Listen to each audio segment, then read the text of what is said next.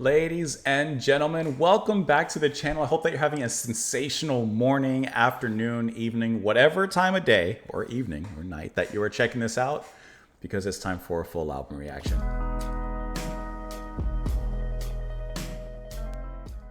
Hopefully you guys are having a great one, sitting down, standing up, lying down, whatever you're doing, however you're doing it.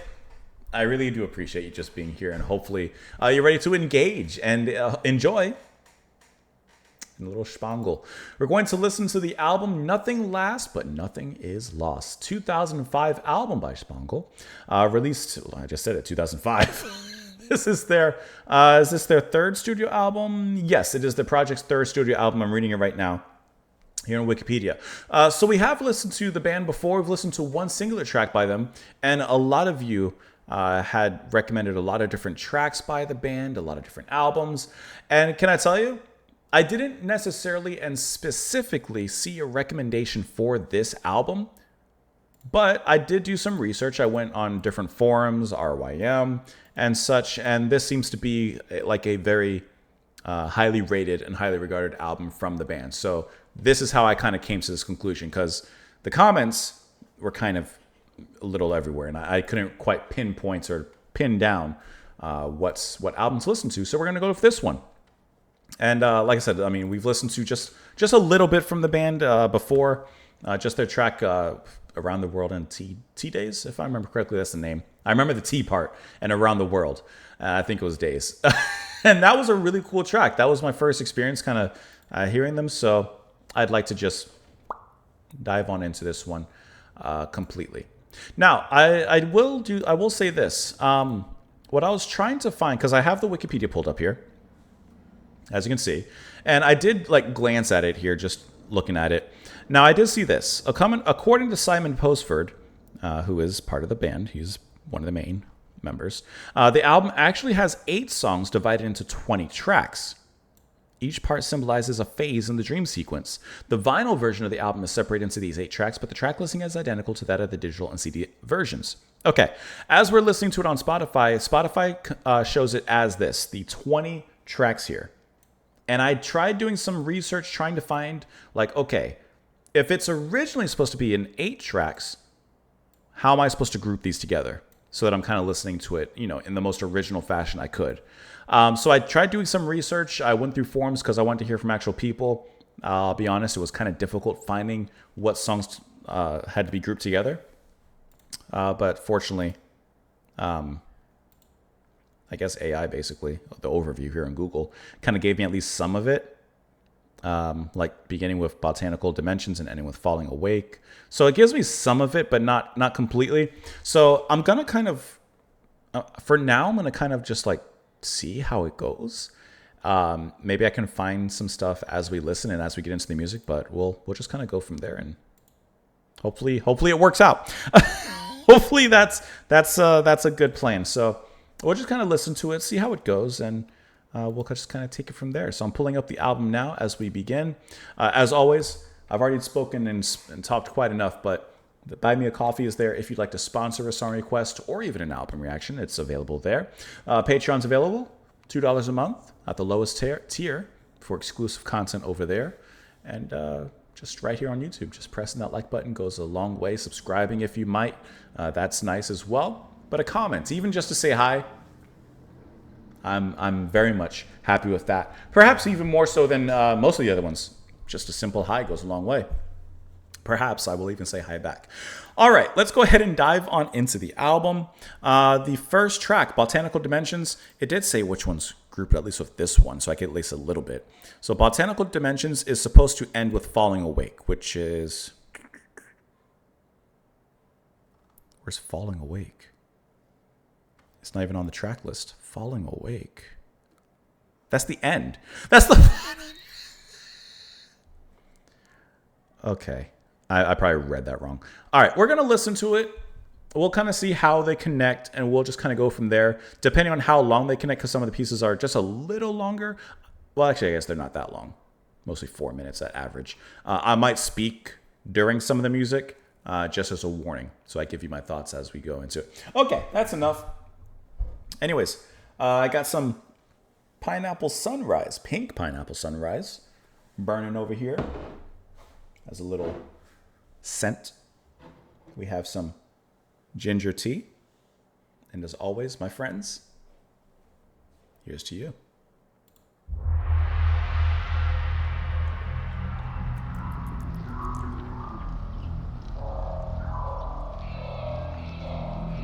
I'm excited.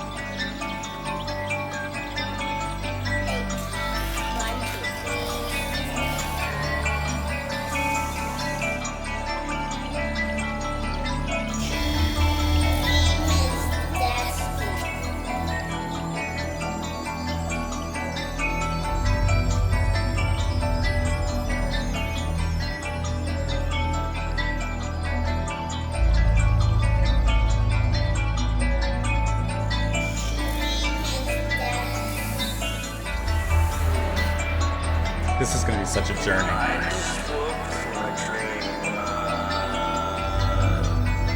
It wasn't like a typical dream. Someone had walked into an universe or something. Yeah.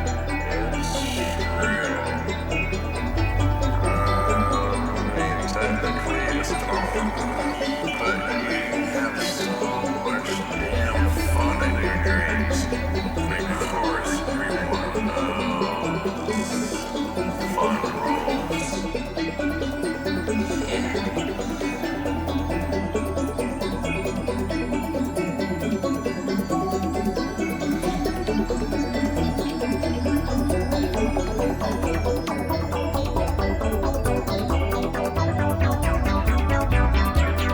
It does sound like plants growing.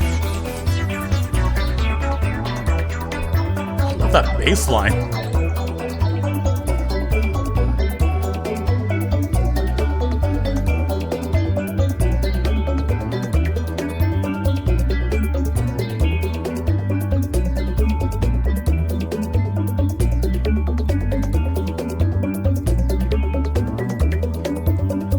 I love that bass line so much. It's warm and bouncy.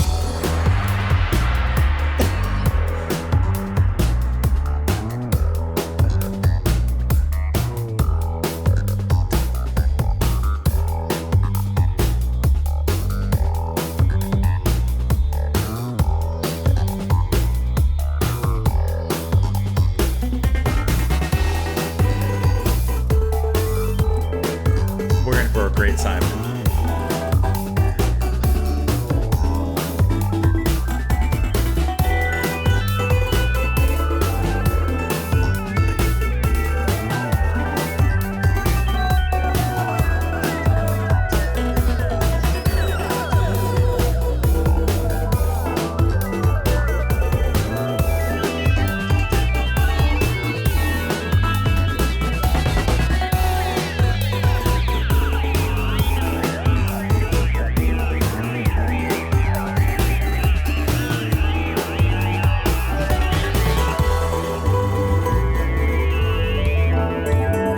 What a gorgeous intro.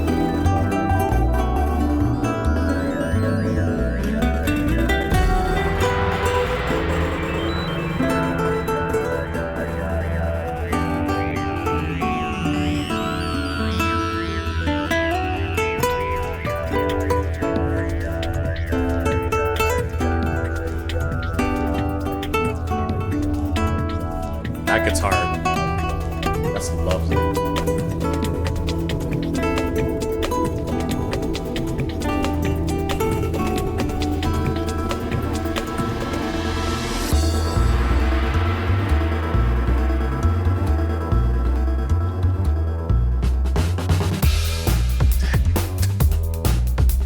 It slaps so hard.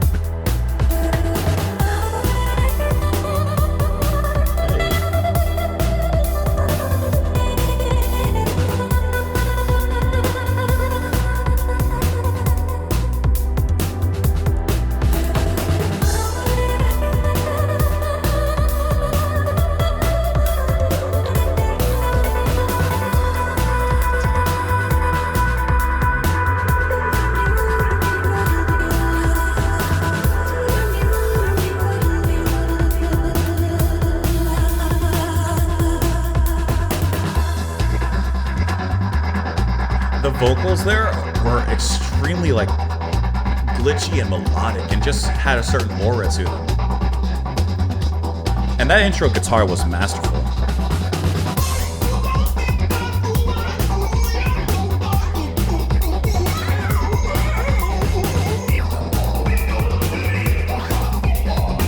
This is cartoonish scatting.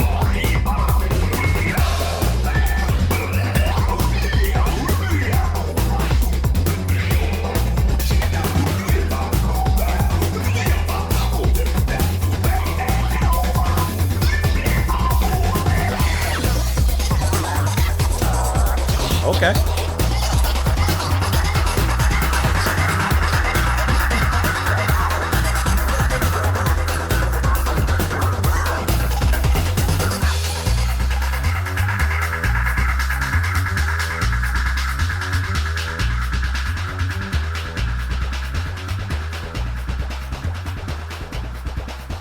Had some wacky vocals there that sound like an orc scatting, like a goblin jazz club scatting there.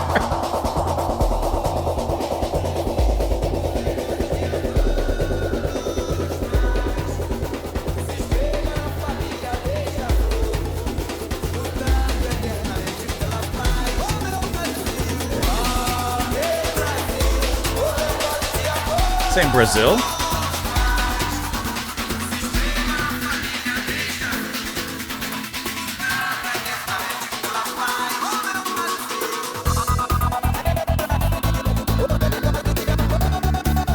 Love that quick panning. It's kind of choppy.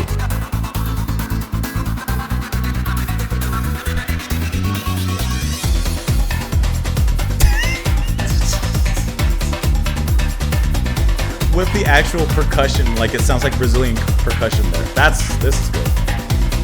We're in. So in.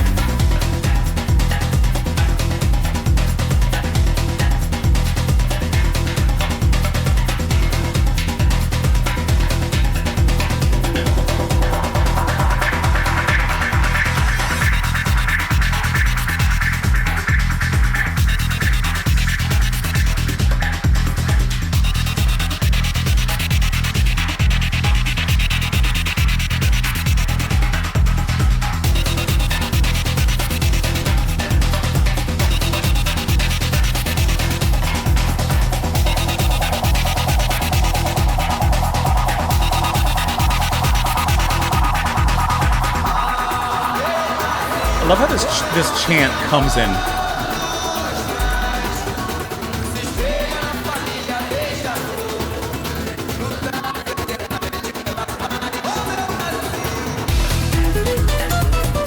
I was gonna say listen to that guitar with the glitchiness that was happening there.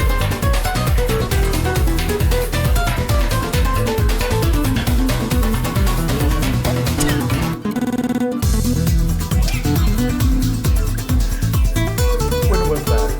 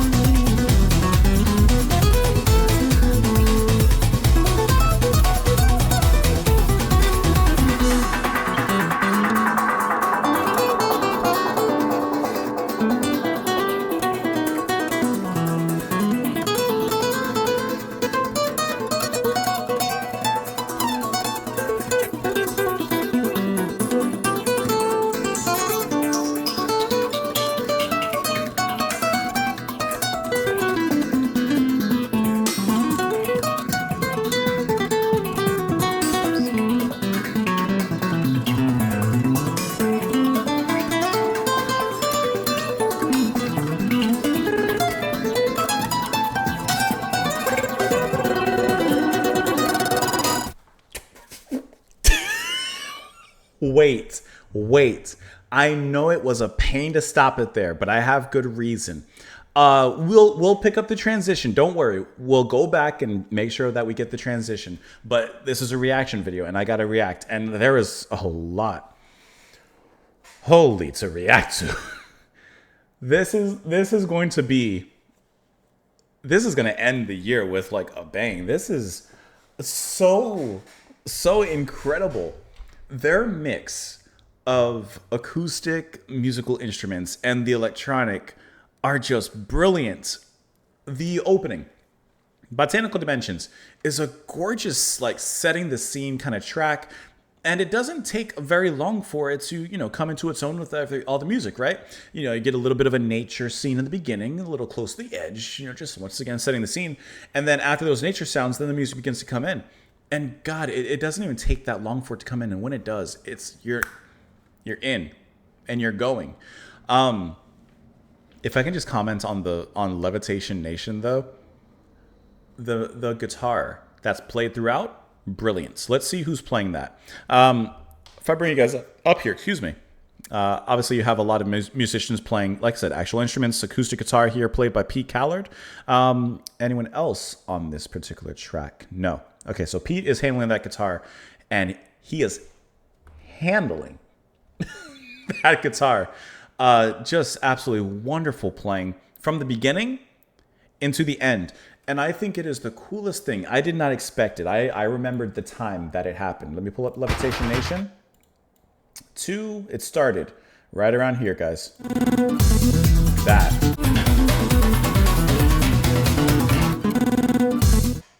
How they took his guitar and, like, I don't know how they did it, but they glitchified it. They put it in their little cutter, copy pasted, just made it like a minimum little quick cut of a note. And then exploded into the rest of that. That is brilliant. And in Levitation Nation specifically, obviously you had the lyrics that came up and you could hear them chanting Brazil in there. And I love how I would assume they bring in those native instruments. They bring in that percussion. They bring in that sound from Brazil and bring it into their, this is my term, Shpongle-fied kind of world. And I just think that is so intelligent how they do that, how they perform it. It's a cool way of honoring a certain culture, but honoring it in your own way and still giving it its due respect. I think that was just absolutely brilliant. And that guitar playing, man, was just wonderful. And I like how, you have that chant. You have the singing that comes in here. I do have the lyrics pulled up, which I should translate here for us. But here's the original lyrics. And then let me give it a translation. Hold on. I can do it, I think, from here. Translate in English. Here we go. Oh, my Brazil, an overdose of love brings us, reflected in the hummingbird family, eternally fighting for peace. That is lovely. A little sentiment to bring it in, and then it goes. And then the first track with Botanical, you had some kind of very digitized vocals, which child speaking, pick a color, blue, pick a number, 8, pick another number, 6, dream is destiny. And here it says, I just woke from a dream. It wasn't like a typical dream. It seemed more like I'd walk into an alternate universe. Yep, it's real. I mean, technically, it's a phenomenon of sleep, but you can have so much damn fun in your dreams. And of course, everyone knows fun rules. Which, like we mentioned in the beginning with the Wikipedia article, this album is based on the dream sequence here. And I tell you, I'm very, very big into dreams. Not necessarily in like I've mentioned this before in another video, but like in a very meditating, reflective kind of way. And I think this sounds weird unless, like, for lack of a better word, you're into dreams as well. But like, there's certain places that I have in my mind and in my dreams that I visit all the time. There's a shopping mall that I go to. There's a cool shop on the top floor that sells like different Japanese and Chinese and different Asian goods. And I love going in there because when I was a kid, there was a mall that I used to go into and I loved going through that shop and looking at the different items, and I would always decorate my room in that fashion. And so like, it's a fictional place based off of reality in my dreams that I visit when I want to feel nostalgic, when I want to feel happy. If I go to the second floor of this mall, there's a GameStop at the bottom. It's the second store on the right in. And like I said, this is just like a dream. This is not a real mall. This is just a dream. Well, in places like that. And so I get that. Like, I think that that's really cool. I don't exactly know what this means, but we're going to click the annotation to find out. It's a sample taken from the opening sequence of Waking Life, a trippy 2001 film about dreams and the evolution of consciousness. I almost read that as couscous. Two children are playing a game involving an origami fortune teller that sets in motion the themes of the movie. And to an extent, this album, Our Dreams Shape Reality. That reminds me of those things. I forgot about those. The little origami fortune tellers. You go 1, 2, 3, 4, and you flip it, and it has like an answer or whatever it was. I totally forgot about those until now. And then Outer Shpongle, like I said, Botanical Dimensions. Man, the ending of that really brought it into fold here. This is just cool, and that bass line, man. That bass line is everything. That is sensational. I forgot to mention that. And then Outer Spongolia was kind of like that continuing thread between the two. You get that guitar, but this is so chill, but so impactful as well.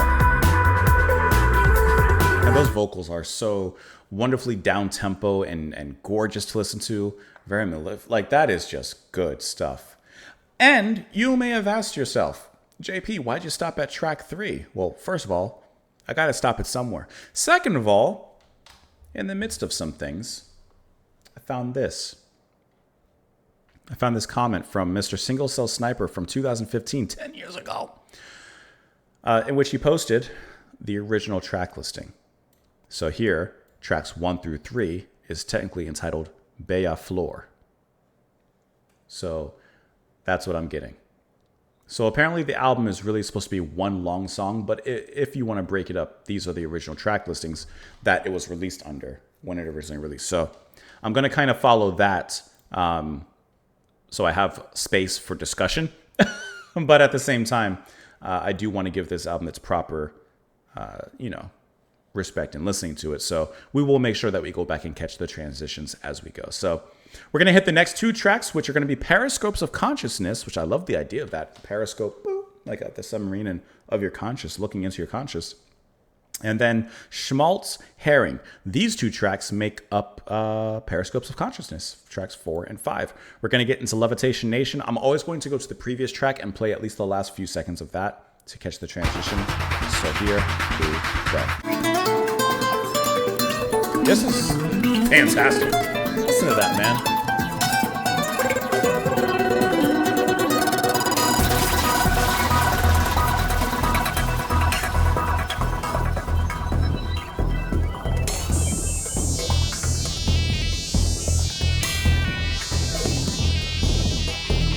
That kind of sounds like one of those little horns, like from like Morocco or India.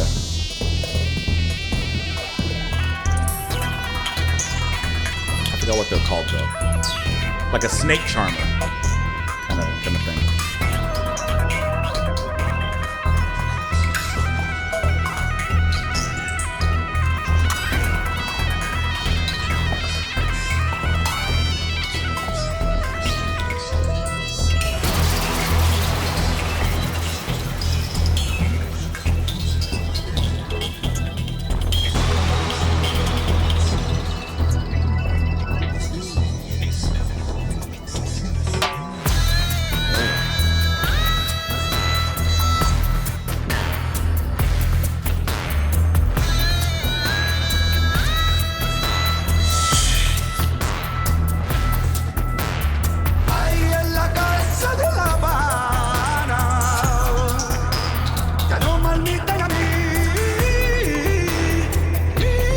Wow, man, this is an album.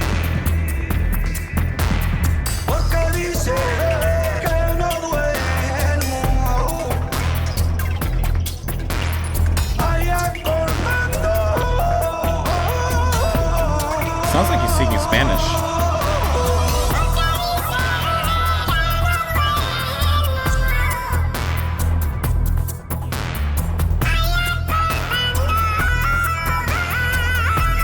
Going right into the next track.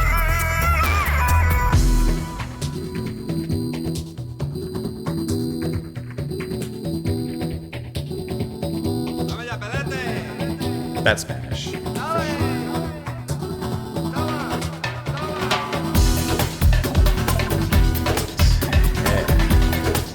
Tearing it up.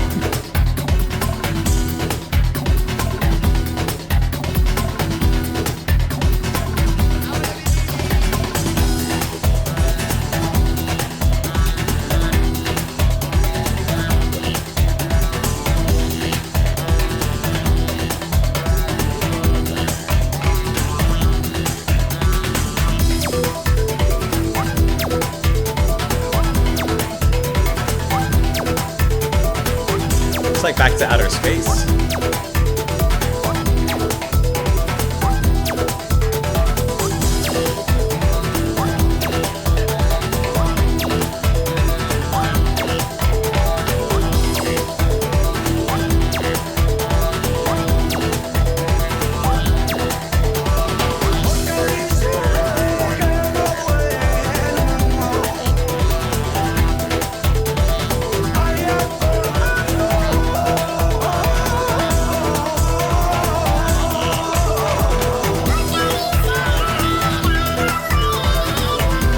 I like when they like digitize the vocals.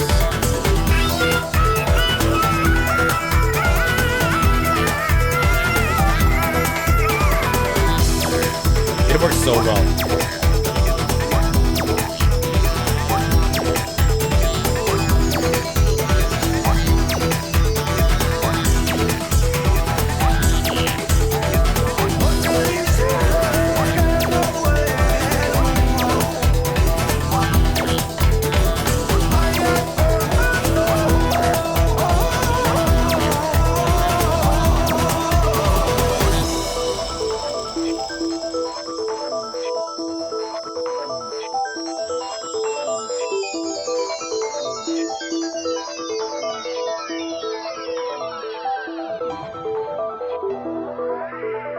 Okay, just wanted to give you a little transition. Okay, with these two tracks, these are some heavy and yet mystical tracks.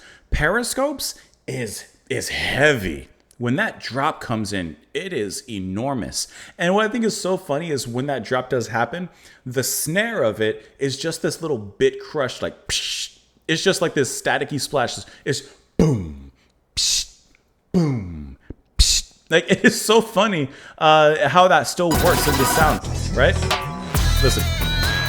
It's like, I do not mean it disrespectfully, but that's that.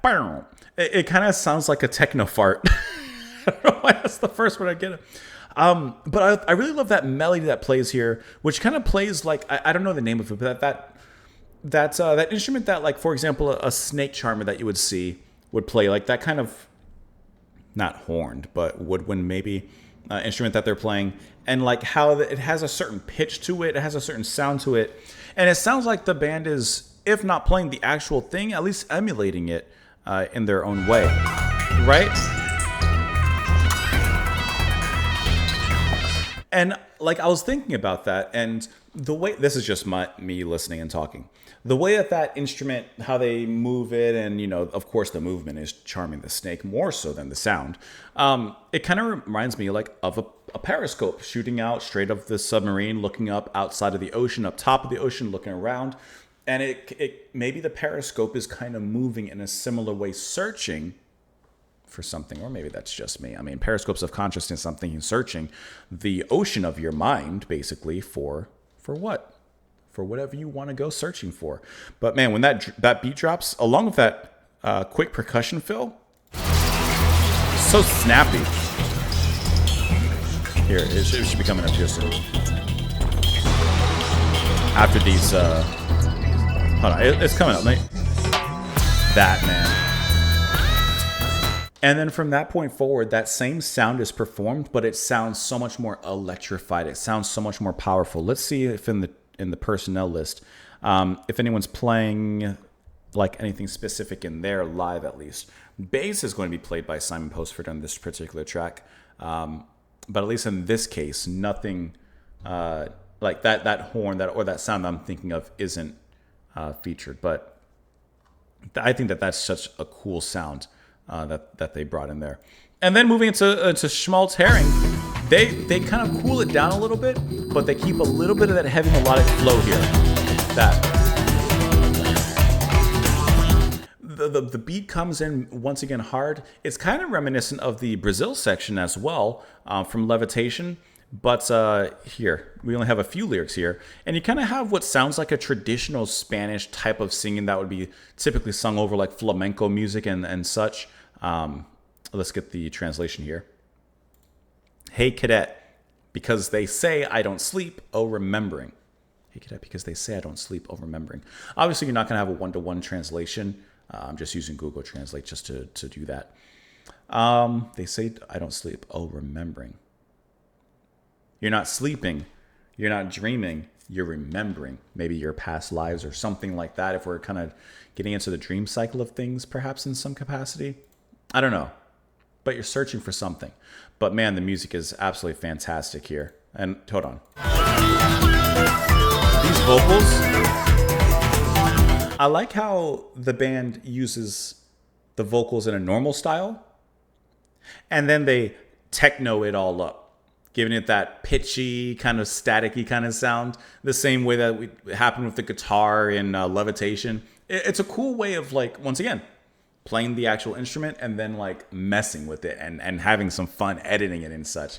I think that is really, really cool. Let's go ahead and hit the next tracks. And I'm assuming that this is right. You know, either way, we're listening to the album, so it doesn't matter. But I'm trying to hit the original track listing and the original, how they're supposed to be kind of grouped together to an extent. So we're going to hit tracks 6 through 8, which is going to be entitled TBC, which will be Nothing Last, Schnitzeled in the Negev. I believe that's a desert, but Nothing is Lost. Of course, now we're going to be hitting that, the album title itself. Yeah, it's a desert in Israel. There you go. Sometimes I know things, and many times I don't. Let me back it up just a little bit and just schmaltz, and we'll let it ride. I hope that you're having a good time, because I'm having a wonderful one.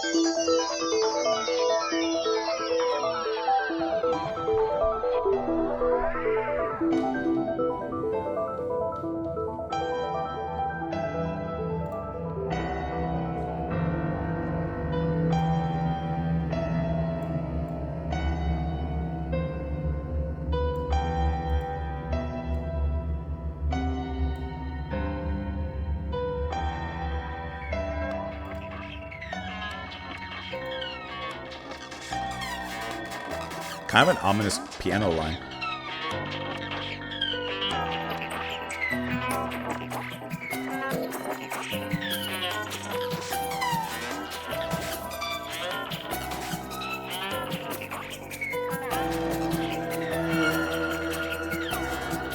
It's kind of ominous.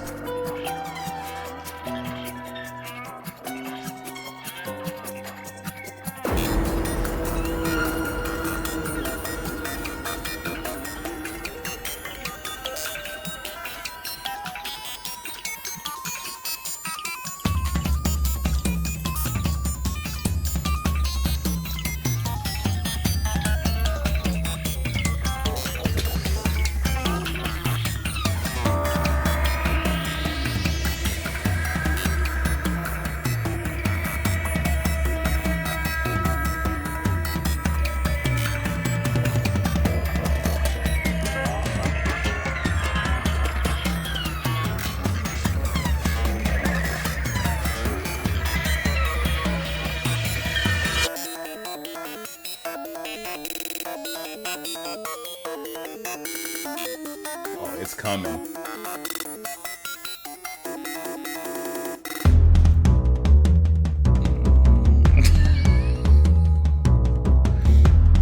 That made me drool.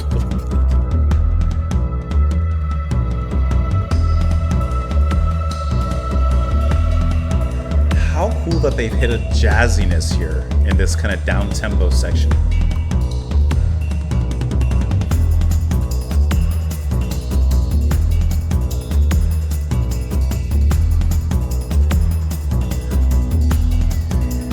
I like the brief pitching down on the drums on the back end of that attack.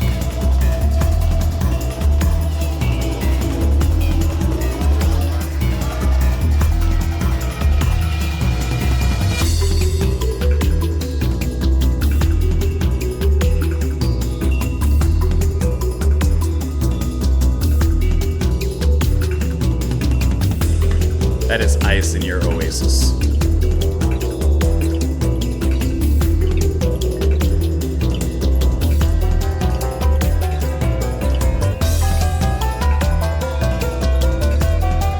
Broken bells, that sound.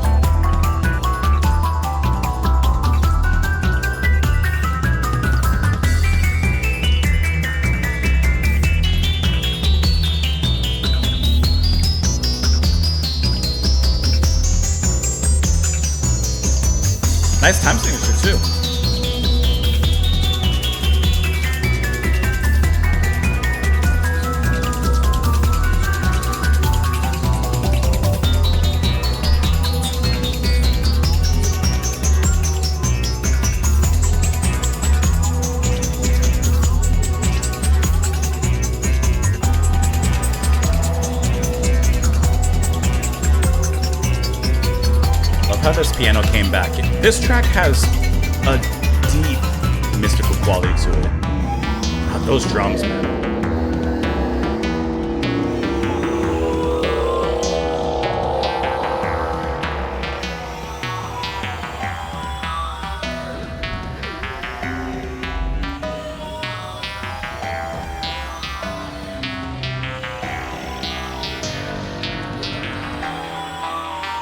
Catch the transition.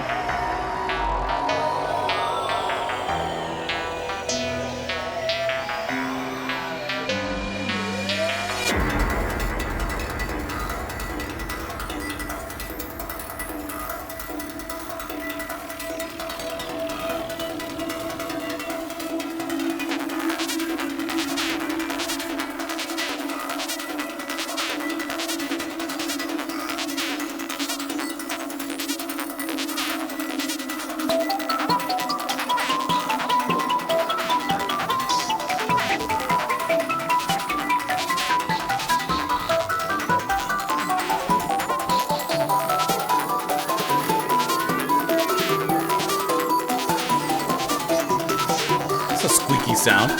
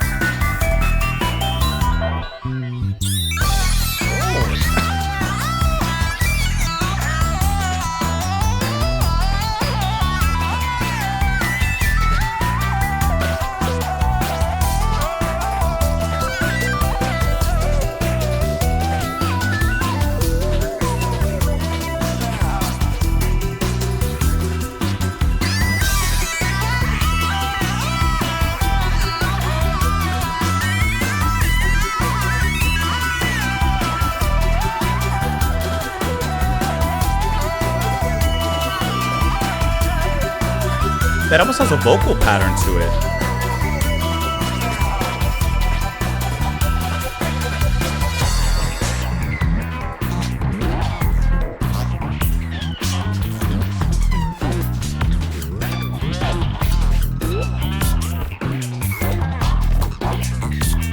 That bass line though.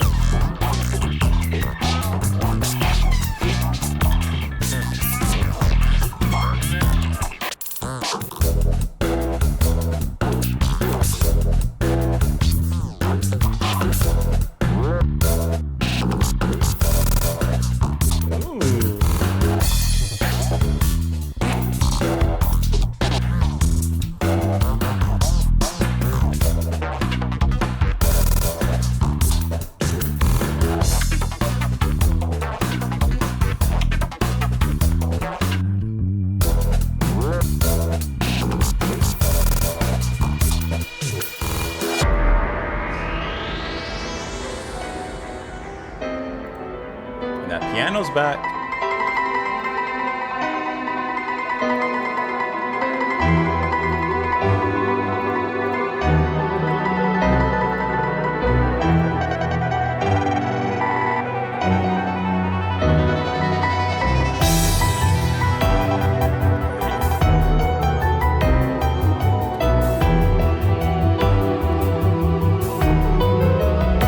That's heavy, like that piano has a deep symphonic kind of sound to it.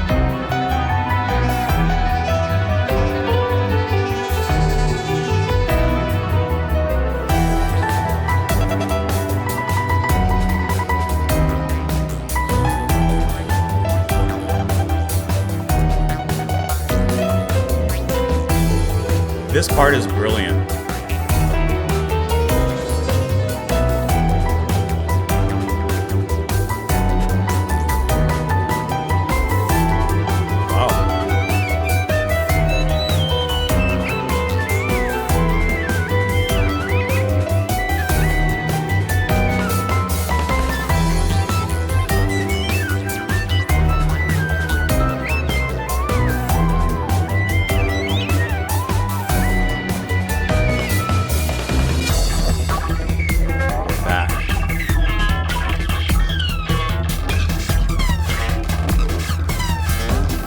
just has like so much to say.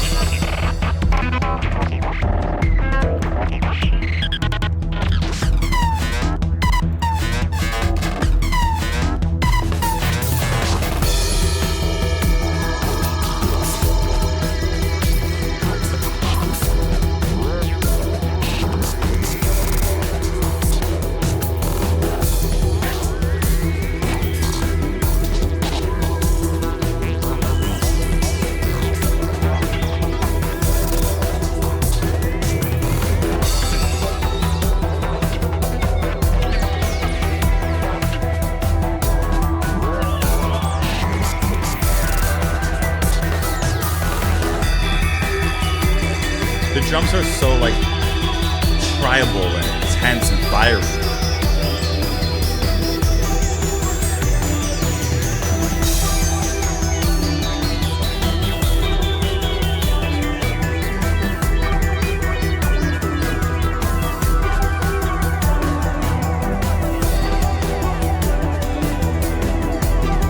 And they cool it down really nicely too.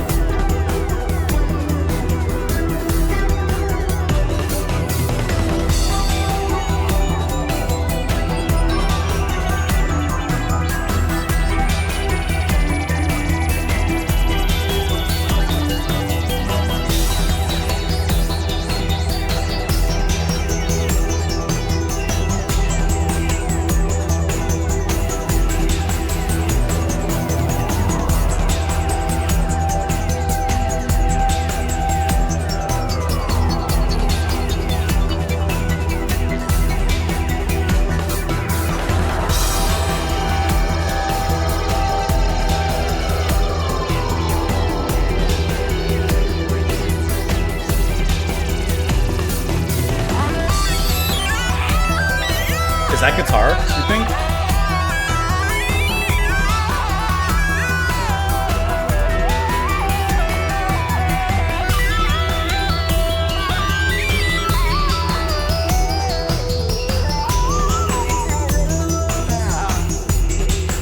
It's vocals.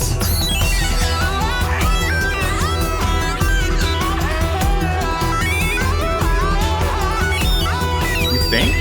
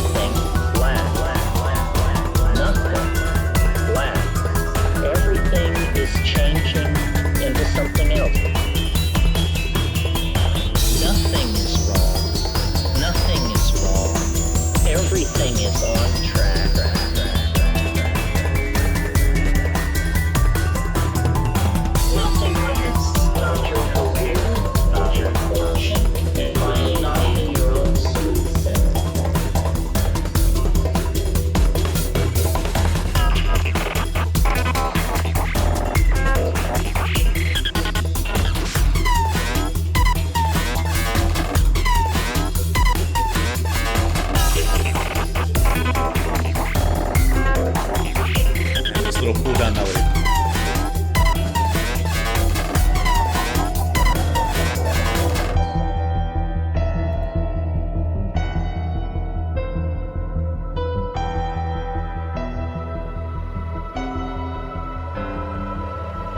Yeah, William Blake said, nothing is lost. Nothing is lost, and I really believe that. I think we only move on.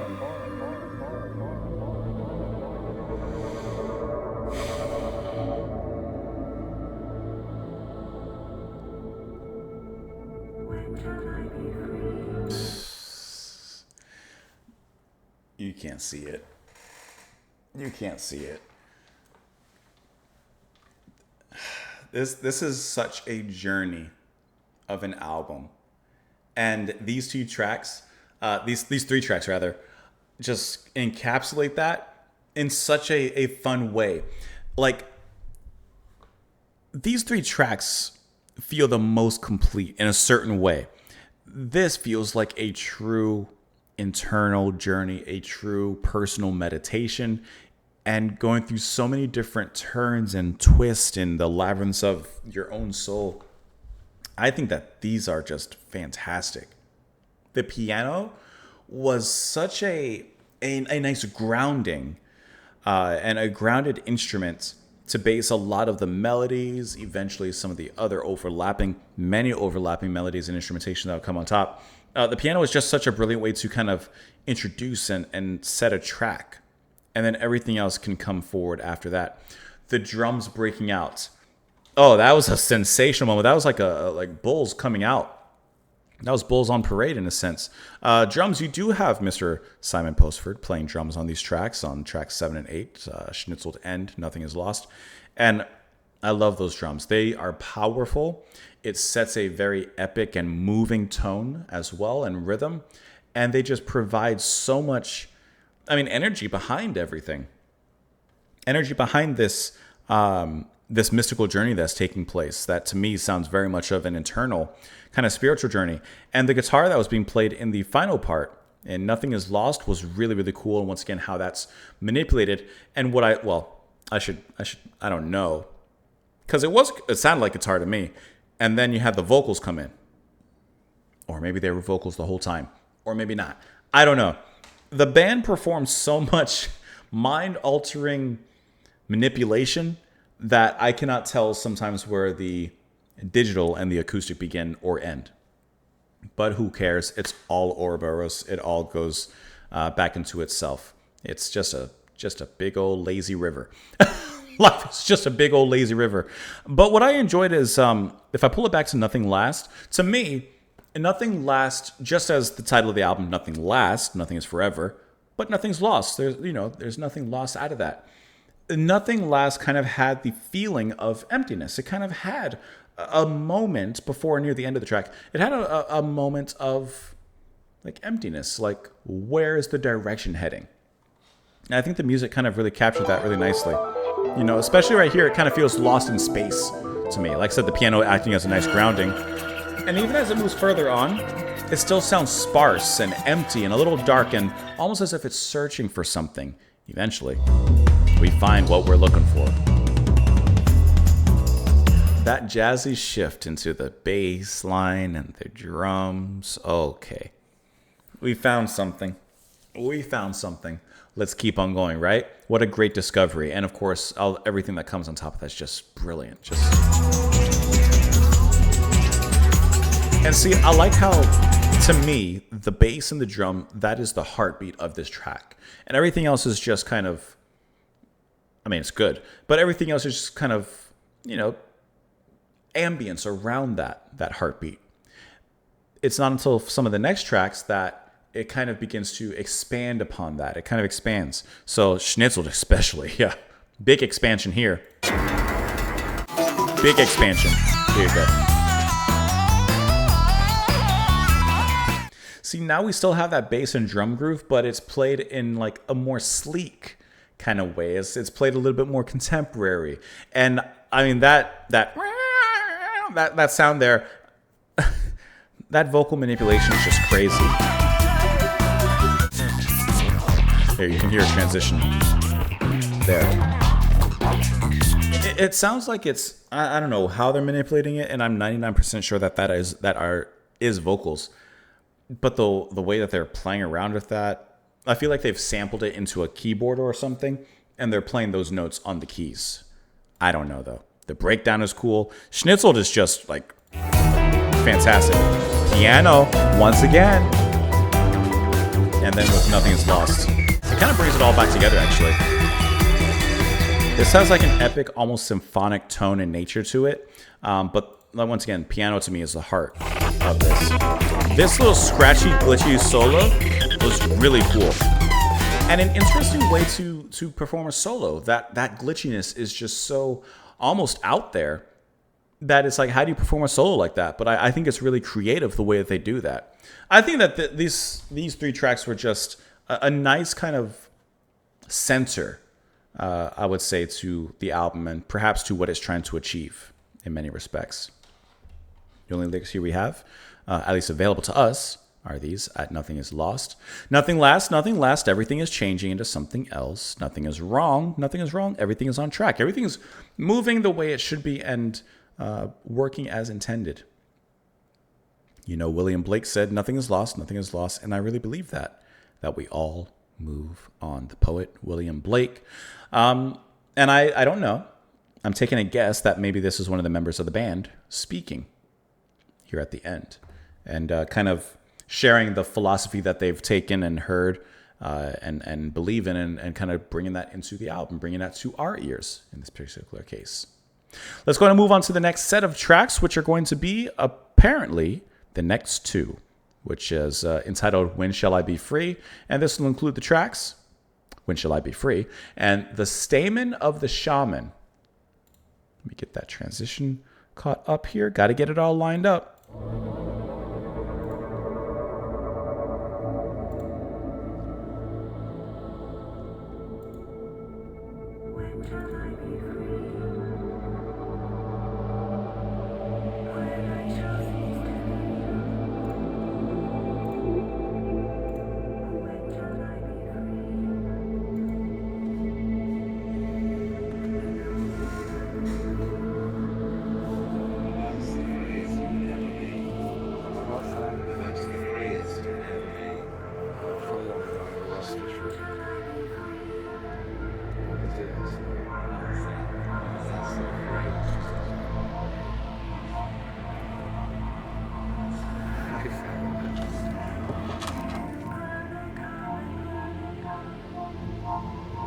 Seriously, just imagine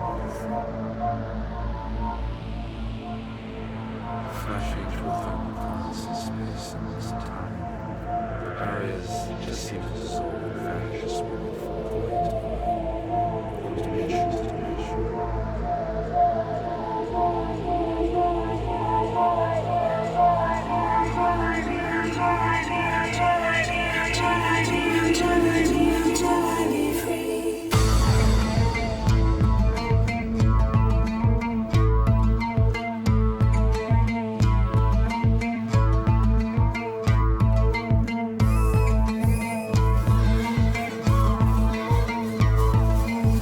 They set you up.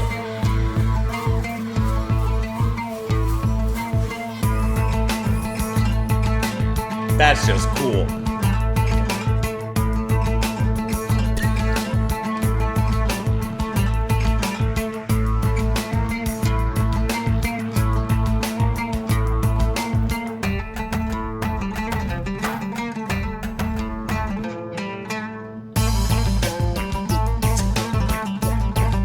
Who's playing this one, man? Who's playing this one?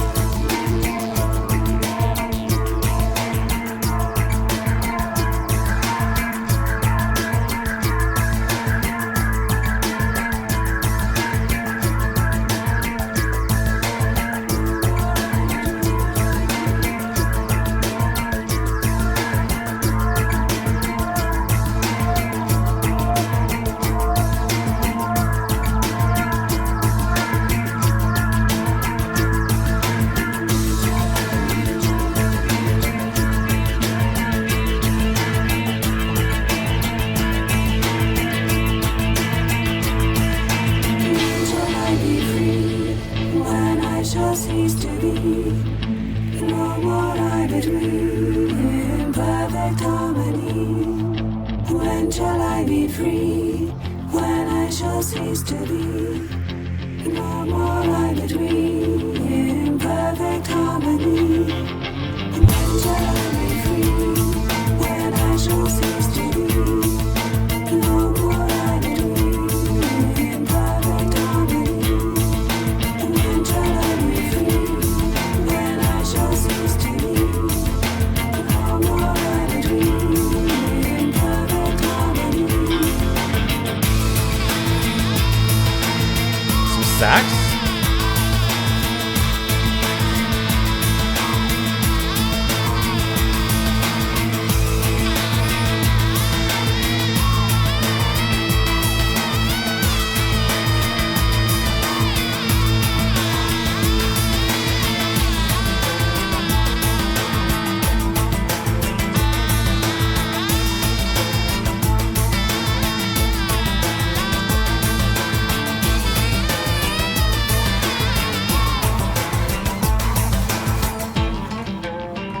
That's one of the coolest tracks.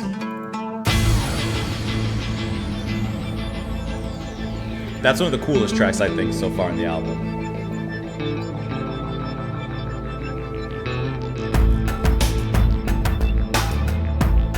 It's okay.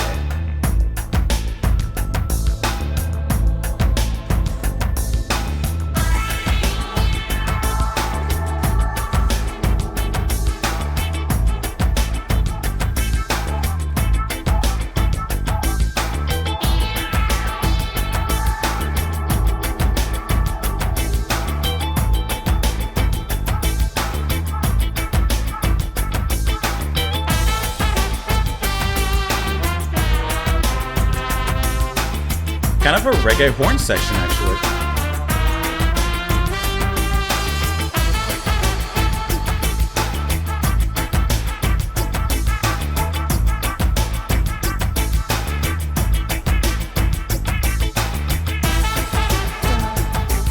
It's like an old dance hall kind of, almost kind of sound. Yeah.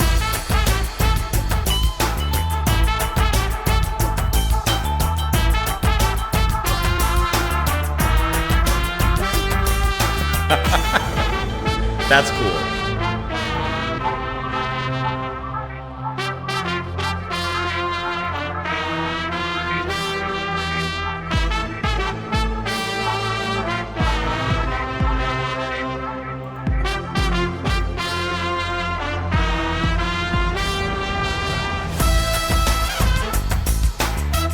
Come on.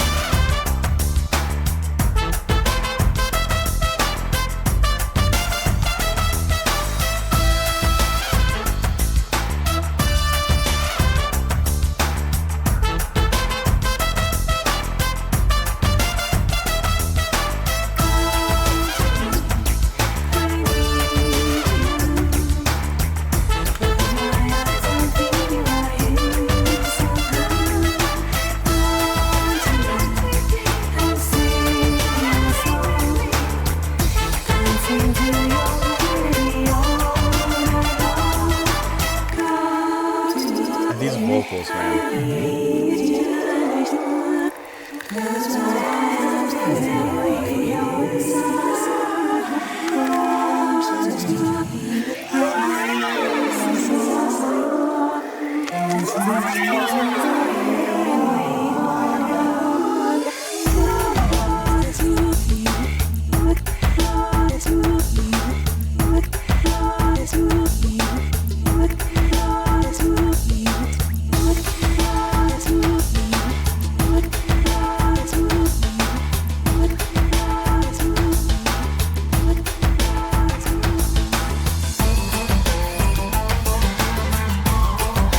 Is this a perfect album?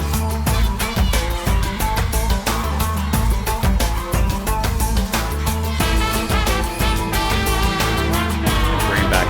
Bring it back.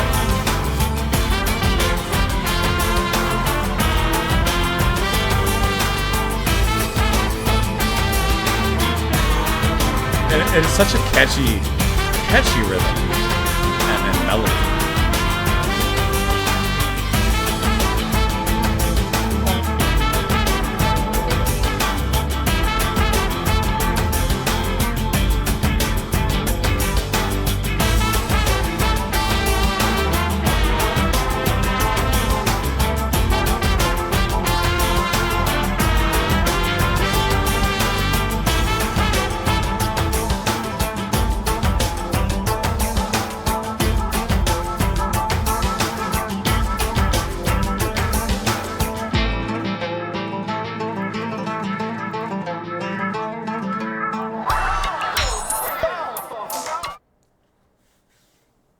This may be a 10 out of 10 album.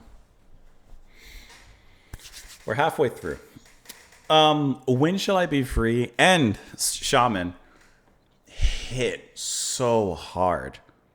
The vocals are gorgeous, phenomenal, ethereal. I love how in Shaman, the horn section sounds very reggae inspired, if not directly lifted, but just very inspired. And then when those vocals come in, so sweetly sung, and how once again you have some more audio manipulation that comes through, almost like it's the vocals are passed through like a glitchy filter, which enhances it in tonality with the album, but at the same time still keeps the heart of the soul, still keeps the heart and the human involved here. When Shall I Be Free? God, that one. The beat, the groove. I mean, come on. Hold on, no. Wait for it to come in. Wait for it to come in. I gotta find it. This. Sometimes a band sets you up. Sometimes a band sets you up for failure. Sometimes they do it for success, and they set you up like with like volleyball. You know, when you set the ball, you throw it up so that whoever's coming up behind you can spike that ball right into the opposition's face. Which is one story. When my wife and I were very young, we've known each other since we were kids. There was one time when we were kids, we were playing volleyball, and I mean like kids like probably preteens, 10, 12, something like that. We were playing volleyball, and she was on the opposite side, and I didn't really mean to. She just happened to be there. Someone set the ball for me. Ooh, I spiked it right in her face. She stopped playing after that. she walked off the field. Anyways, when you hear this, you know the band is setting you up. And then it doesn't take very long for the band to spike you.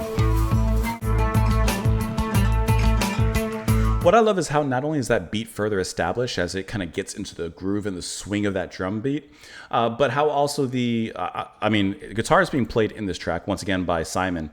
So I would assume that it's him performing here, but it also could be someone else.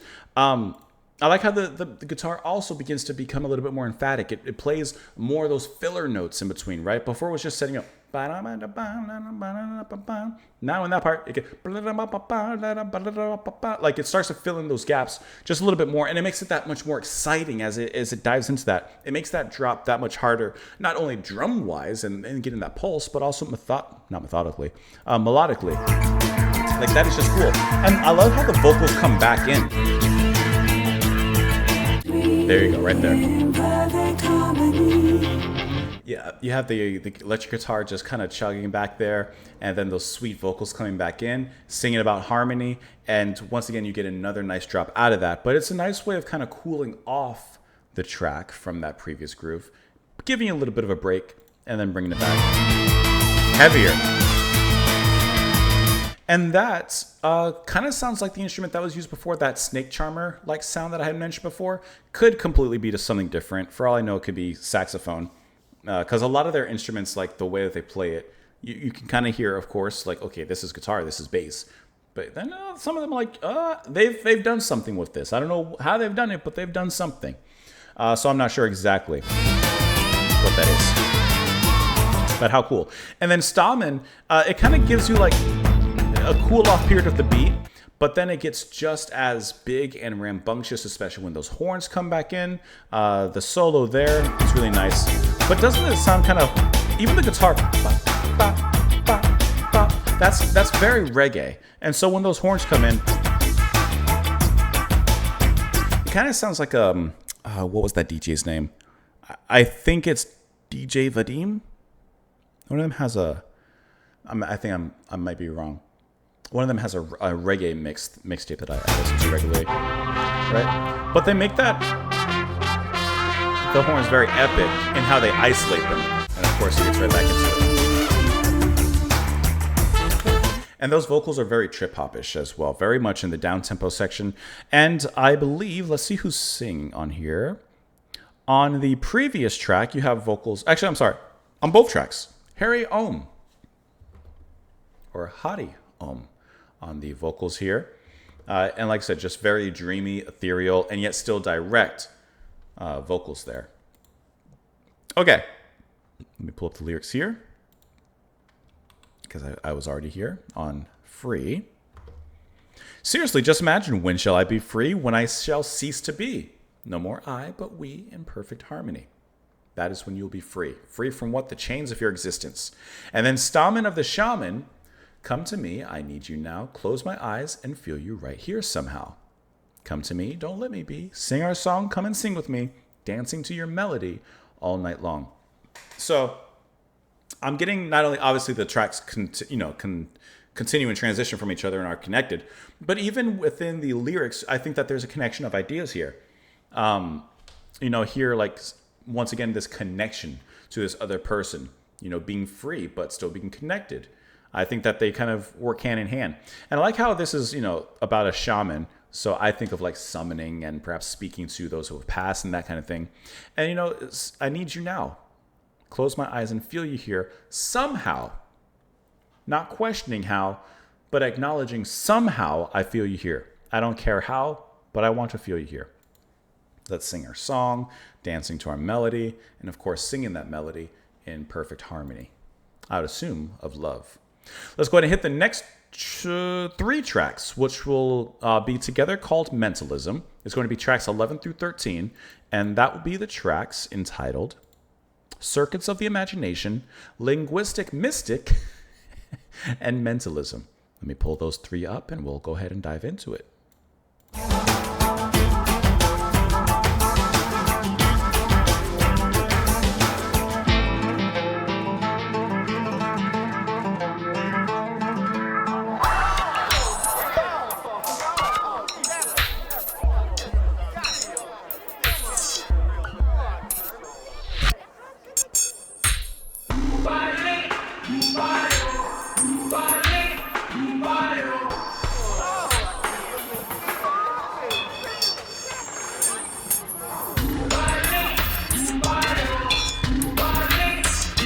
I like that grimy bass under there. It's very muddy.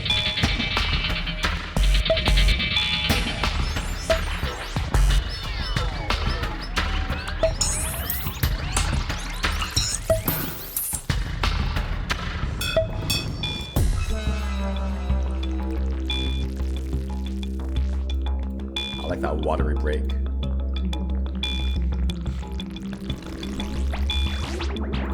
Sounds like a dripping tap.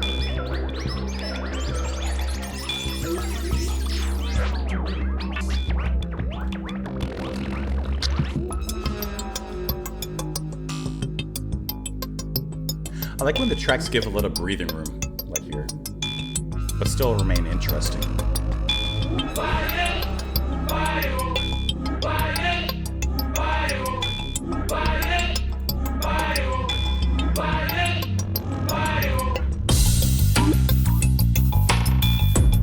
That's Massive Attack.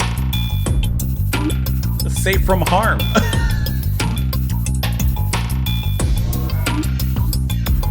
But I think they sampled it as well from somewhere. But that's Safe from Harm from Massive Attack.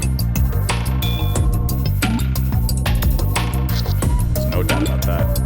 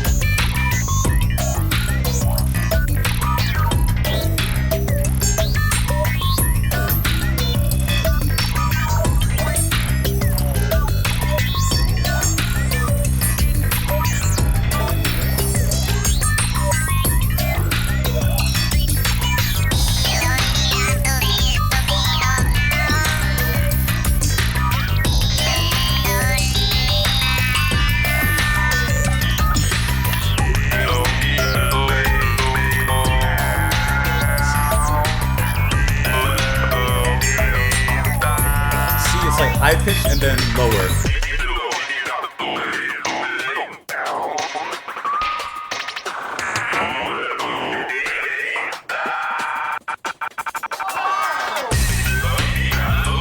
But that bass line holds it together quite nicely, I will say that.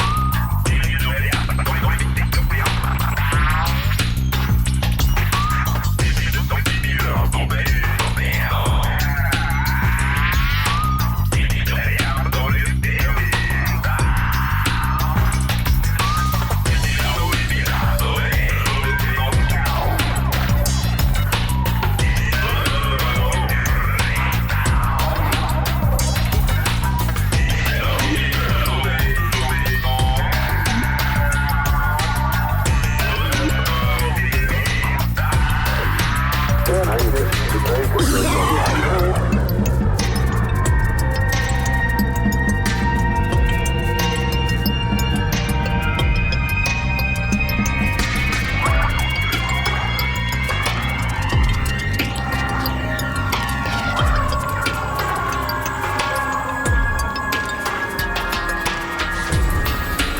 like how that pulled it all down. It's like gravity for the track. Just brought it down.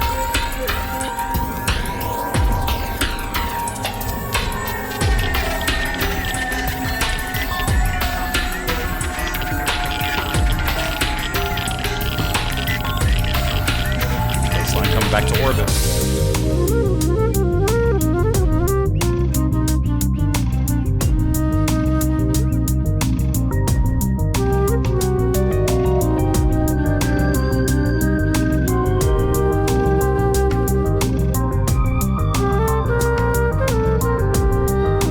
That is beautiful.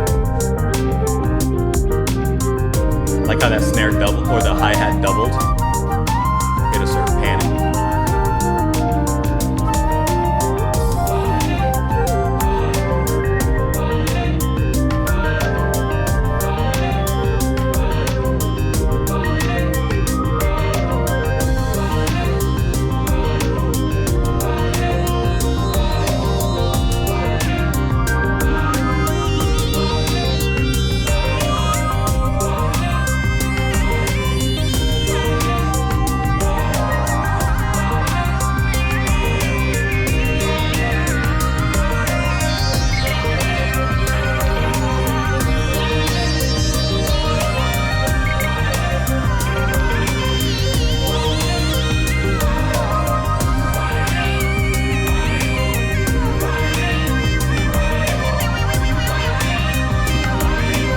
Slow that pitch, bring it back in.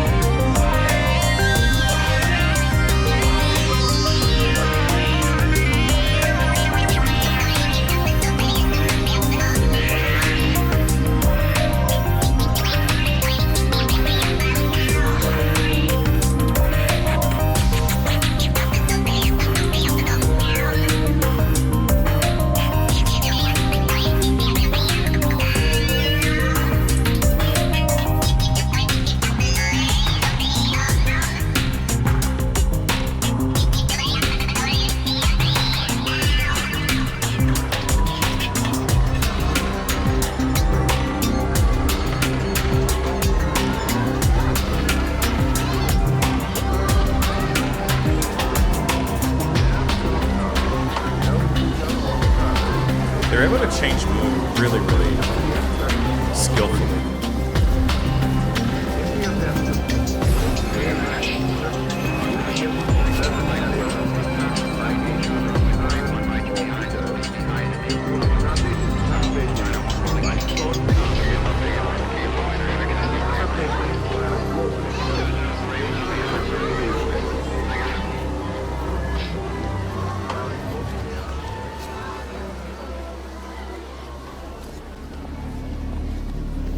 I like how these set of tracks kind of allow a little bit more space. Still, they get heavy into it with the groove. That's to be expected, and you would want that. But these tracks seem to emphasize just a little bit more of the space and providing kind of a break after everything. Especially with Circuits of the Imagination, it gets a little bit more spacey, a little bit more open. It definitely lifts things up, right? Definitely more empty. But why in the heck does Safe from Harm from Massive Attack, why does that bass line appear here? It makes me think, is that an original bass line from this band, from Massive Attack? Has it been sampled? Because it's the... I got you, don't worry.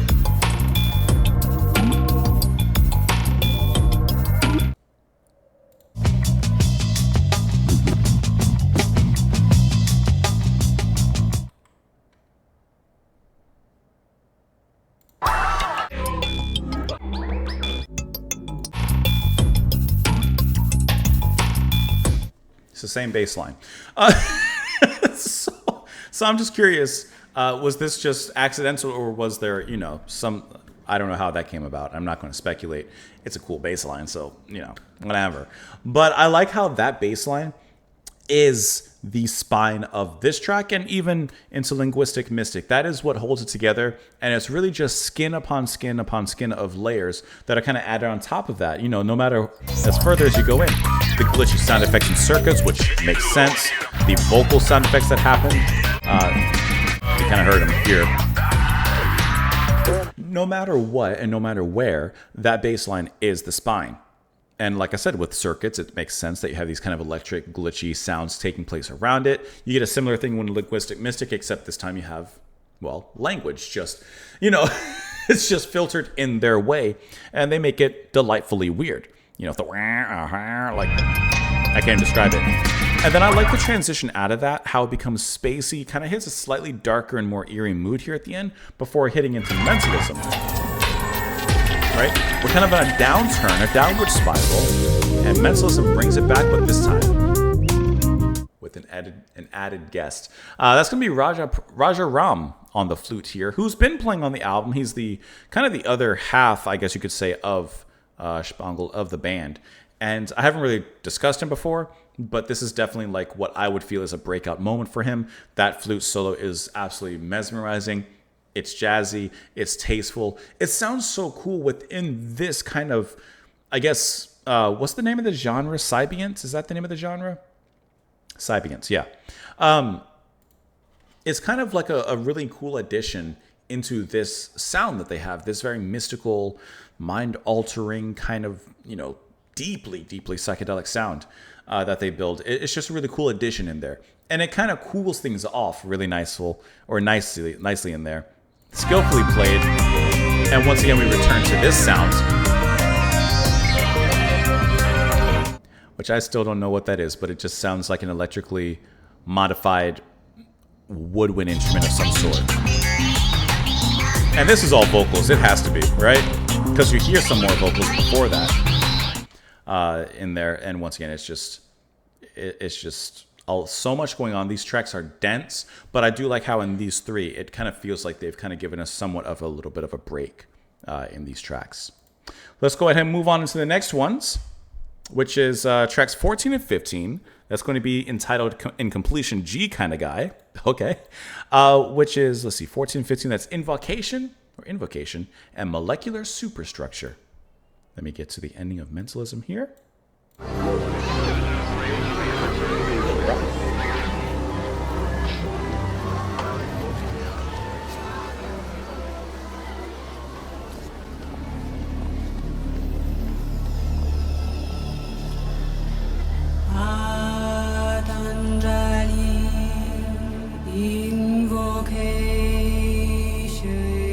I'm here for that.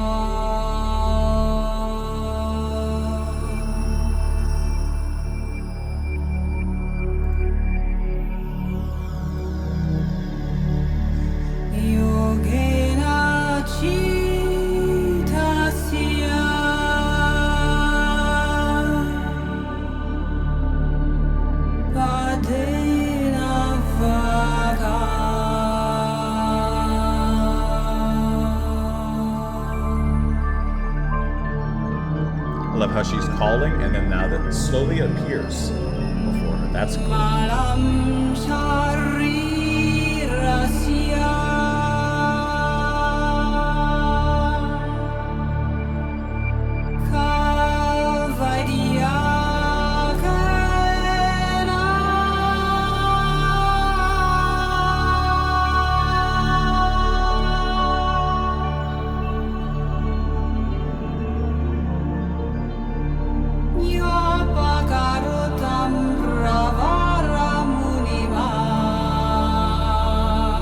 I love the way she sings. That's so gorgeously done. And uplifting.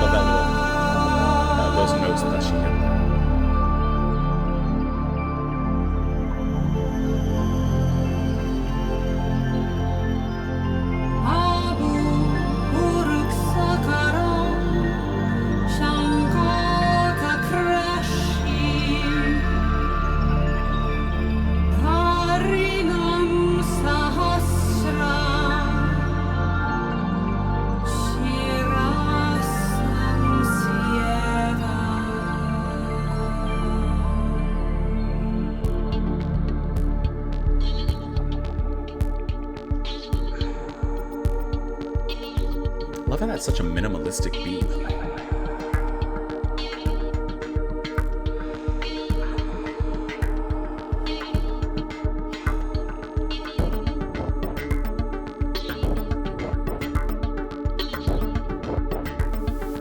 Aí, se começar de um lado, vai mantendo lá, depois inverte devagar, não tem pressa, sobe, desce.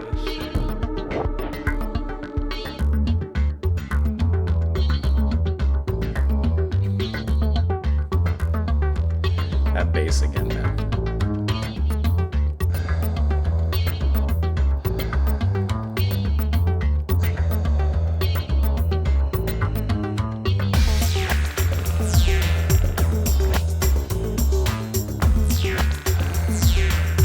So zippy. It's like,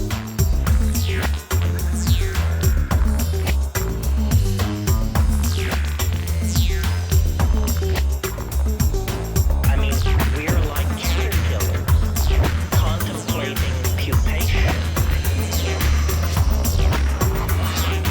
No longer will I chew on cabbage leaves. No longer will I spend my time moving around on the underside of foliage. Life must be a preparation that's deep. for the transition to another dimension.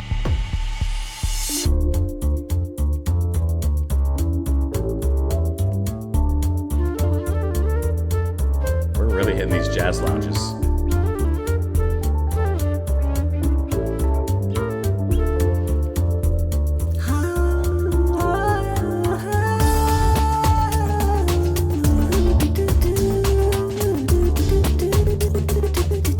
I'm into some electro jazz scatting.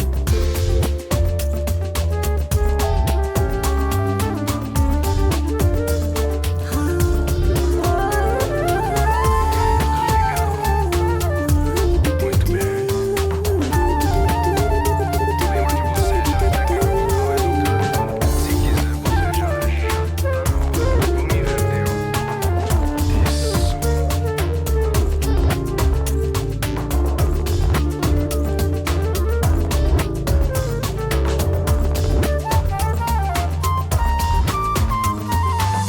Here we go!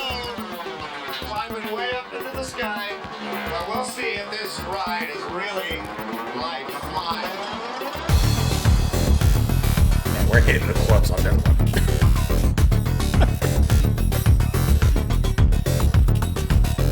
It's hitting that cyberpunk kind of sound.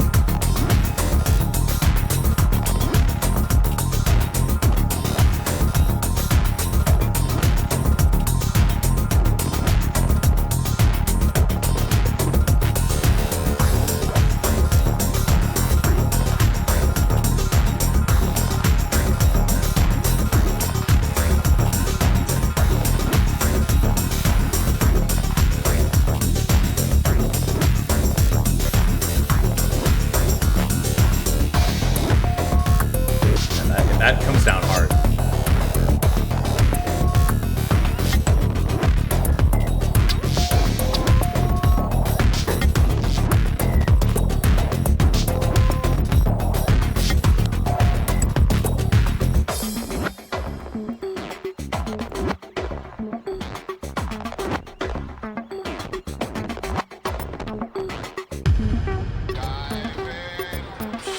Okay. I can't say it definitively because we haven't finished the album yet, but Invocation and Molecular Superstructure, these two together may be my favorite pairing so far in the album. Maybe. I'd have to give the whole thing another listen, and definitely The first 3 tracks were huge. But it's a personal preference. In Invocation, the way that the lead singer, the female singer was singing there, I love like that type of singing and that kind of deep-seated mystical kind of sound, the way that she holds her notes, hits certain notes in a certain way, the pitching up and down, the soulful wail of her voice. It's just something that really resonates with me personally. I just like that a lot. That is, once again, going to be Harry Ohm handling vocals there. I love that. And just like an invocation, you know, when you're calling to something like a prayer or something and you're kind of like hoping for some sort of result, hoping for some sort of answer.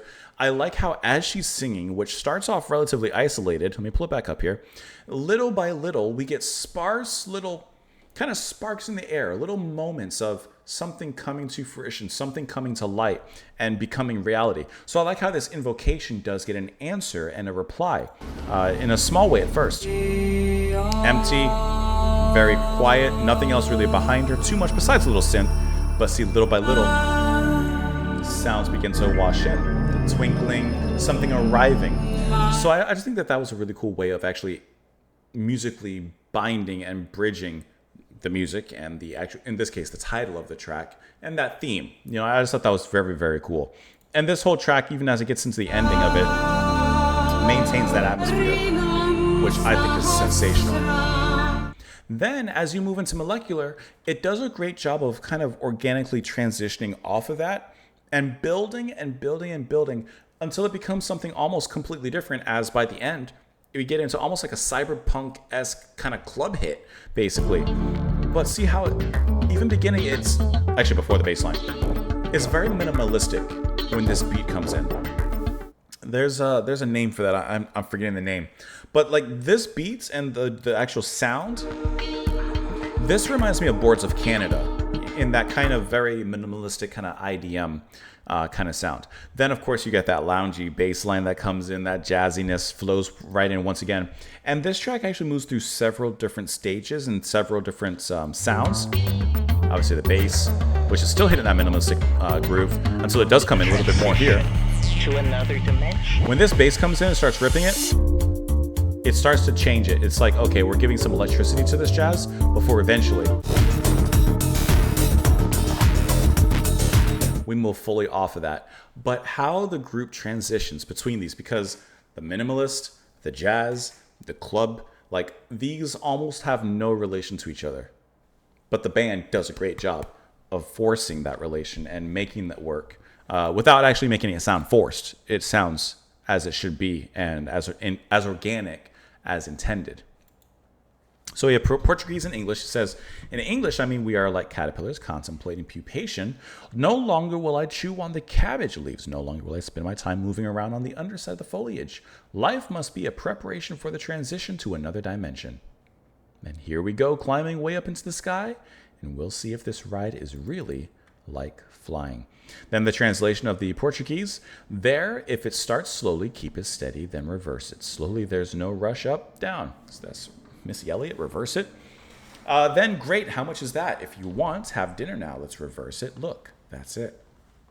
So, obviously, with the caterpillars, you know, contemplating pupation, contemplating transformation, growth, progression, and then, of course, finally, the butterfly climbing up into the sky.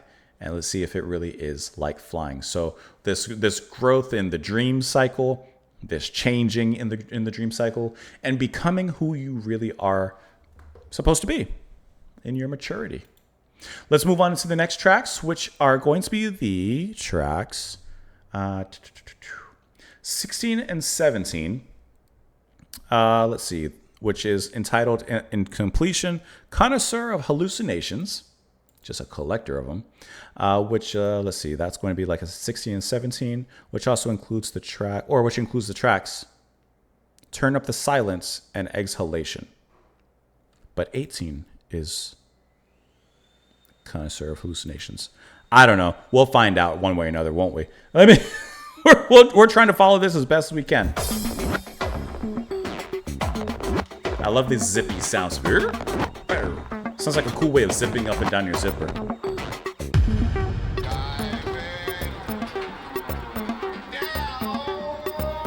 Going down.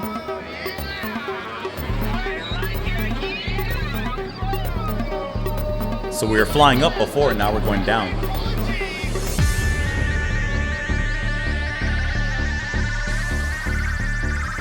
We're hitting some momentum.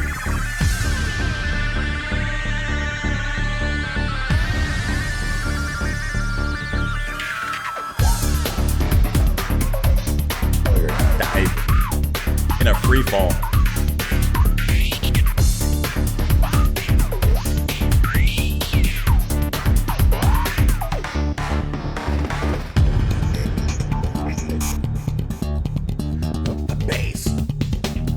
That wooting on the bass here?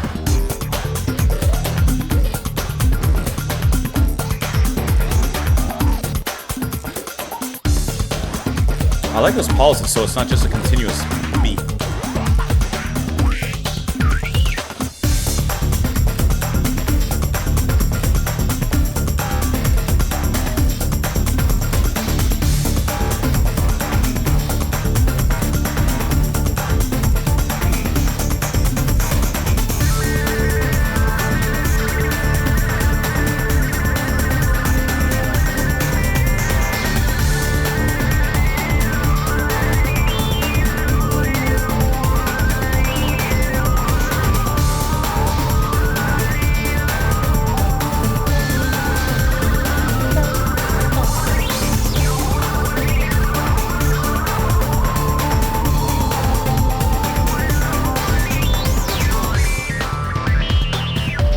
That bass, though.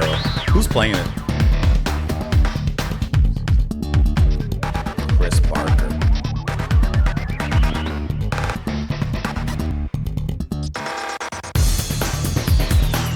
He's off. He's on one, man. There you go. Chris Barker.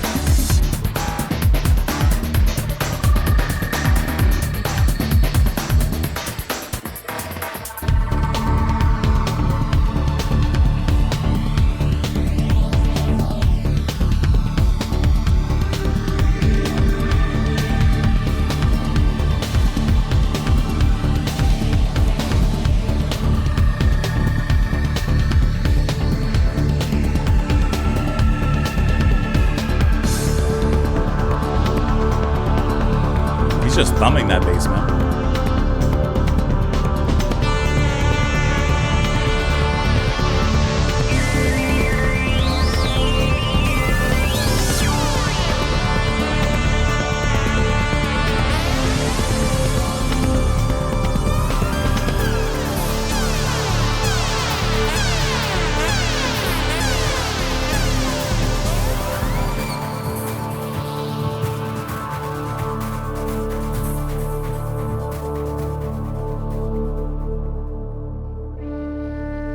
Exhale.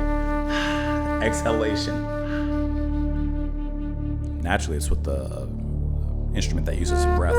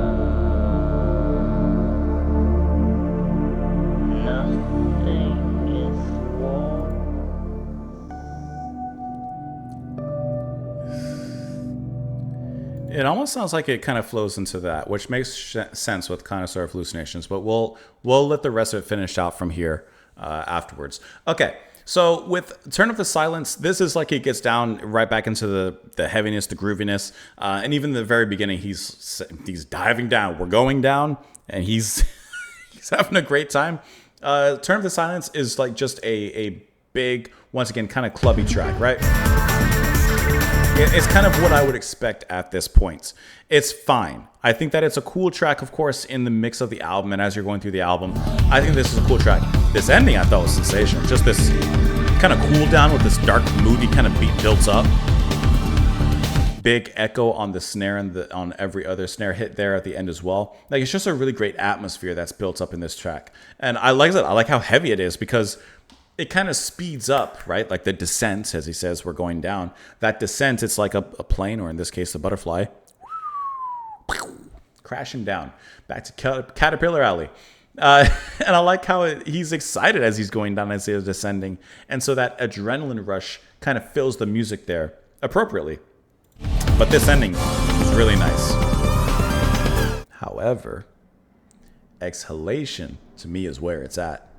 That cool meditative flute once again returning, and as it's called, exhalation, like I said, it just makes sense that you're using an instrument that requires breath and exhaling, blowing. So I like how not only is that deeply breaking the fourth wall, but also that track acts as an exhalation from the inhale of the previous track. The inhale, that sudden burst of energy in, this is now a calm and meditative and focused breath out.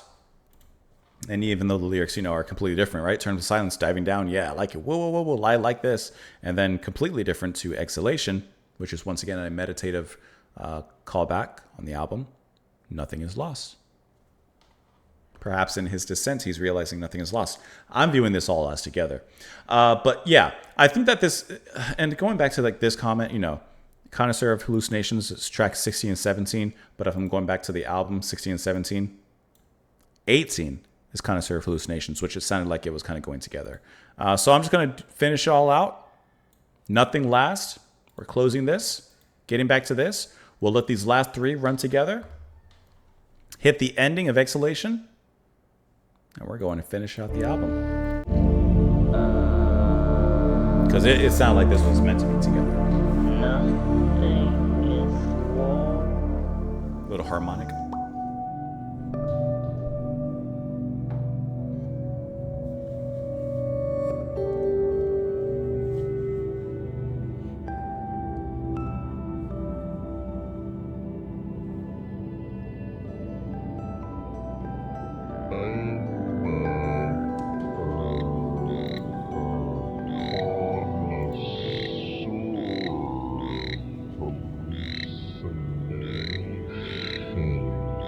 I get that.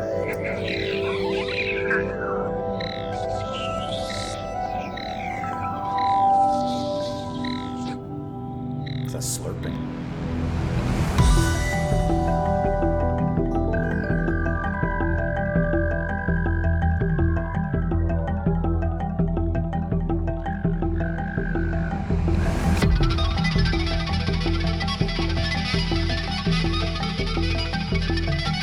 Sounds like very sped up electric guitar.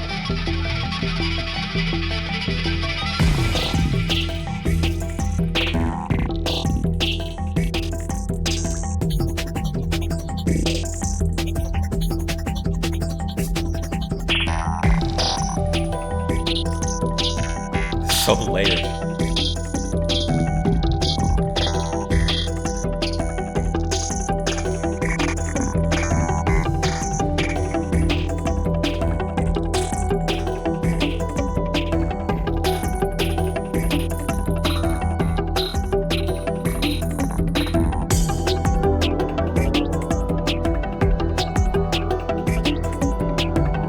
Love that beat.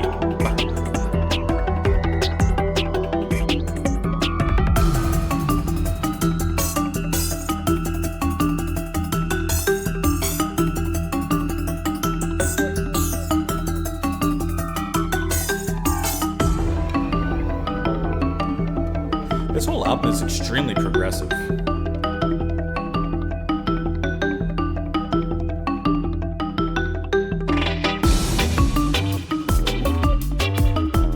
was a nice turn.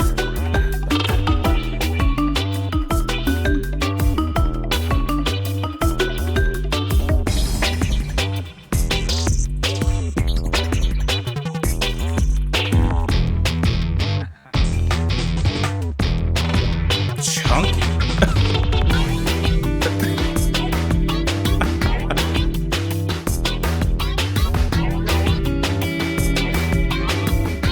This track kind of feels like it's hitting like all the moves from that chunky heavy guitar and this kind of meditative couple notes.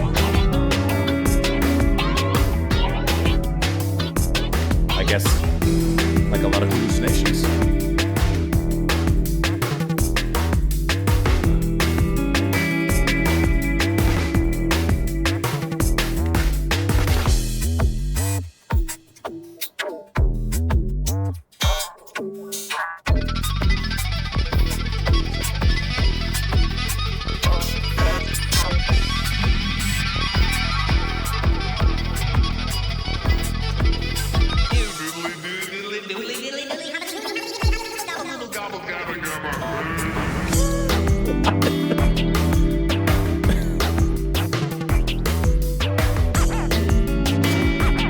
Turntable scratch.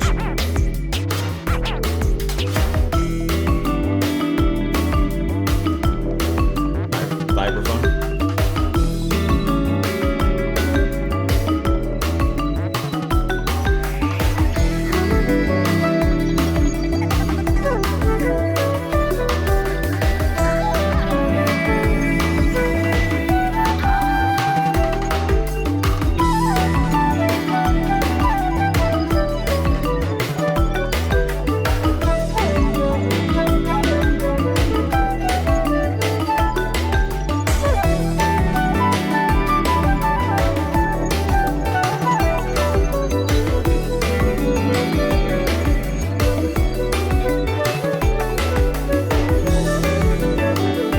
I like how that guitar melody is kind of kept through.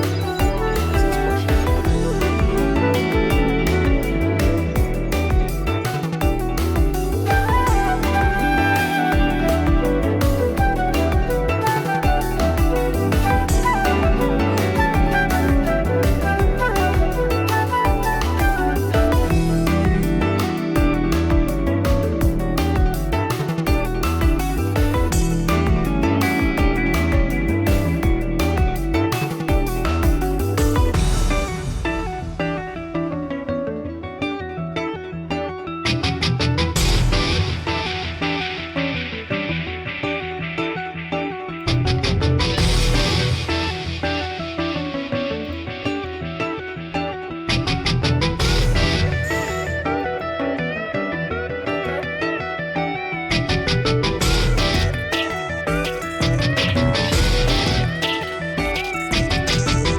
Hinting at this in the previous track.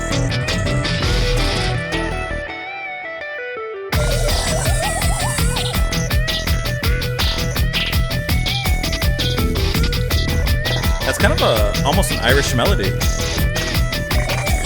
in that guitar. Almost.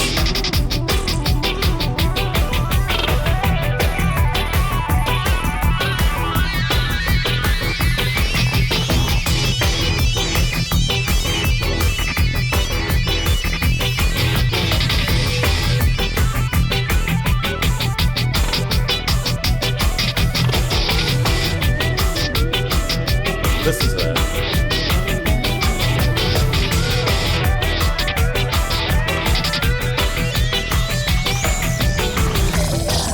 It's almost.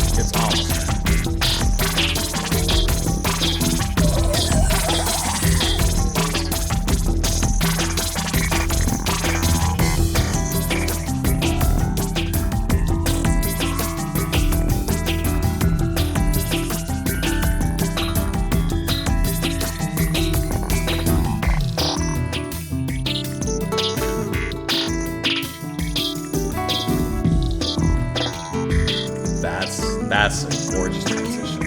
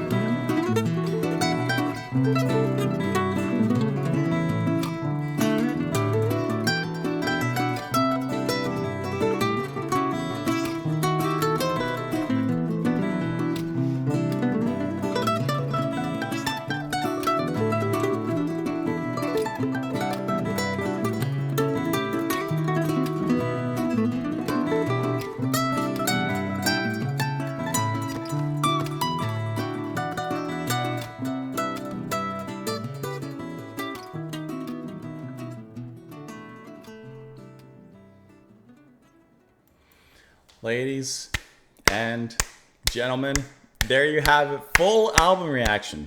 Shpongle. Nothing lasts, but nothing is lost. And can I tell you, after this, it didn't last forever, but nothing was lost because we gained everything. This is... Let me speak about these 3 tracks. Let me not speak about the album just yet. Okay, so Connoisseur of Hallucinations kind of... Excuse me. Connoisseur actually works really well as kind of sounding like the most progressive rock piece on the album, in the sense that it switches on a dime between so many different sections, so many different moods. It goes back and forth, just like that is the Changes piece and track on the album.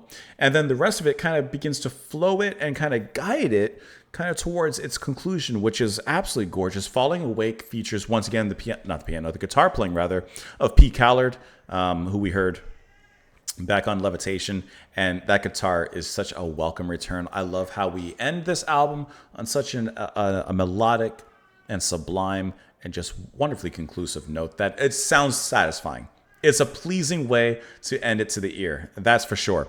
Can I tell you, the heavy guitar that was briefly appearing in Connoisseur, that more heavily appeared in Nebbish Root, was kind of a surprise. Let me get into Connoisseur. It goes through a lot of different things. It sounds like it's a sped up electric guitar, but for all I know, it could be someone just playing that fast. It's super scratchy, kind of creating this irritating, not in an annoying way, but irritating, just the way it sounds like it's just irritating the guitar. Not in a quality way, is really cool because it's kind of hinting us towards that harshness that the track would eventually kind of move towards, especially not only with that heavy guitar riff that comes in briefly, but even some of the beat that comes in later on is getting close to the speed of Gabber, but not quite there. But it does hit a little bit more of that kind of happy hardcore kind of sound. Otherwise, it pings back and forth between melodic and chaotic, because then here you go.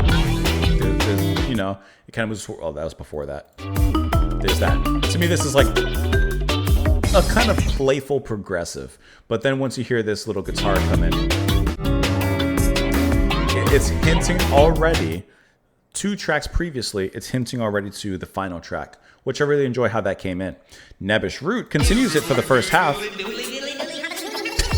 But this... Who invited Disturbed in here? I love how it's used, though. It's used to just bring a little bit of concrete, stony weight into the music briefly, but not just for a momentary moment, before we, of course, switch things back towards a sentimental acoustic guitar route. But I do like how that provides a nice gravitas to the track at this particular point, while still sticking true to the roots of it. This melody...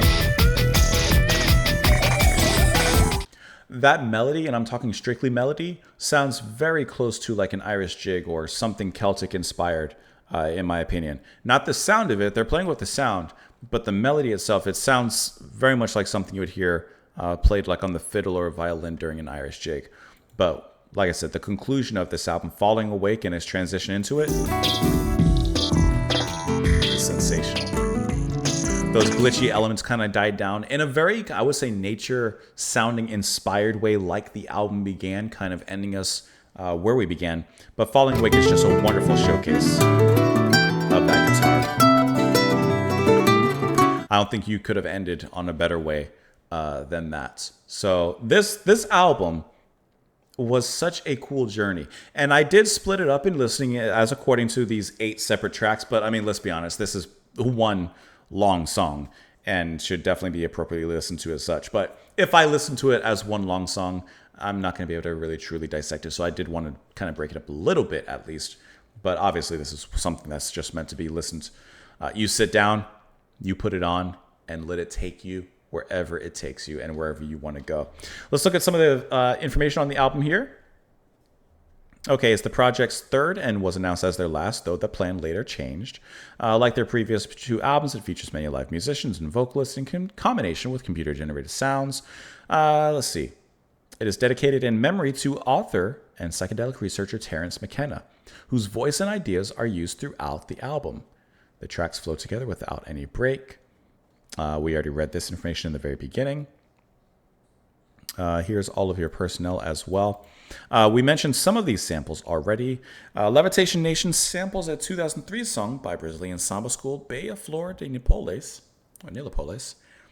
The title for Nothing Last comes from Ovid's Metamorphoses, a translation of Omnia Mutantur, sed nihil interit. Circuits of the Imagination contains a sample of the bionic sound effect from the $6 Million Man. And the Nebbish Route samples Ned Flanders from The Simpsons episode El Viaje Misterioso de Nuestro Homer, The Mysterious Voyage of Homer. That's really funny. So that's who it was in the beginning. Okay, I gotcha. Okay. I mean, really, this whole thing is meant to be listened kind of as a whole, so it's hard to kind of tell you what like my favorite tracks or even my favorite pairings are. I definitely love Invocation and Molecular Superstructure. The first 3 tracks as well, with Levitation Nation being a huge standout, I would say is really, really incredible. And I did like the triplet of Nothing Lasts, Schnitzelt, and Nothing Is Lost. Like if I had to pick out favorites amongst these, those would be my favorites, but this was really just a really wonderful journey. Oh, and I forgot to mention, I did Google Nebbish because I wasn't sure what the word meant. A person, especially a man, who is regarded as pitifully ineffectual, timid, or submissive. So the Nebbish route is taking the timid route, ineffectual route in this case. I really thought that this was such a cool album to listen to. First of all, thank you guys for the introduction originally with T to the band, because it was a band that I had heard of, but I've never really like dived or dove into. And I mean, after that track, I felt the best way was just to dive in, not step, but dive in. And it's because of you guys, that, you know, with your guiding and the recommendations that kind of led me here. So thank you for that. Really, really appreciate it. I truly hope that you guys enjoyed listening to it alongside with me. Once again, the Buy Me a Coffee's there if you'd like to sponsor a song request. You got a song you want me to listen to? That's a quick way to do it instead of just waiting. Patreon for exclusive content. And as always, YouTube right here where you are. We're blowing out the candle on this album and this video. But hope that you enjoyed your time here. I really hope that you enjoyed listening to the music alongside with me. Hopefully you gained something from it. Hopefully you found something at least to appreciate. Even if for some reason you didn't like it, that's completely okay. We're here to learn to appreciate, to learn about the music, to dive in and come out with just a little bit of extra experience and knowledge based on the music we listen to. So thank you all so much for being here. I hope that you would come back tomorrow or at some point in the future. Thank you. Once again, have a wonderful night.